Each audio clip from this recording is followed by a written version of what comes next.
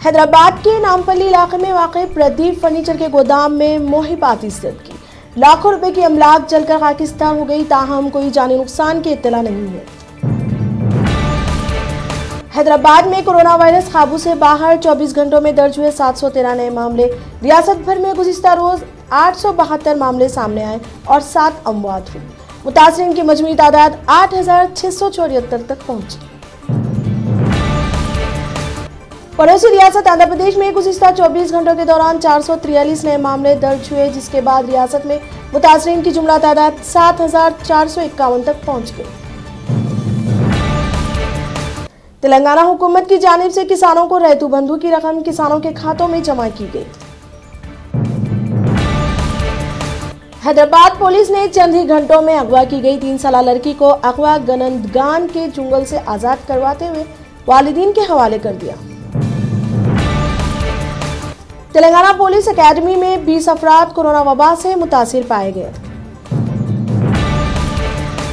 गोलकुंडा बोनाल में सिर्फ 10 अफराद को शिरकत की इजाजत, कमिश्नर पुलिस अंजनी कुमार ने कहा। रियासती वजीर के.टी. रामाराव का दौरा, सिलसिला तरक्याती कामों का आज संग बुनियाद रखेंगे।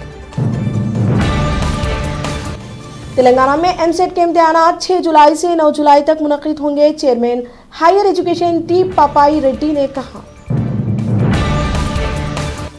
मुल्क में 24 घंटों के दरमियान कोरोना वायरस के 14,933 नए मामले। रियासत में मुतासरीन की मजमूई तादाद 4,40,215 तक पहुंच गई। आखिर चीन मोदी की तारीफ क्यों कर रहा है? राहुल गांधी का चुपता हुआ सवाल। सुप्रीम कोर्ट ने अपना साबिका फैसला बदलते हुए जगन्नाथ रथ यात्रा की मशरूत इजाजत दे दी।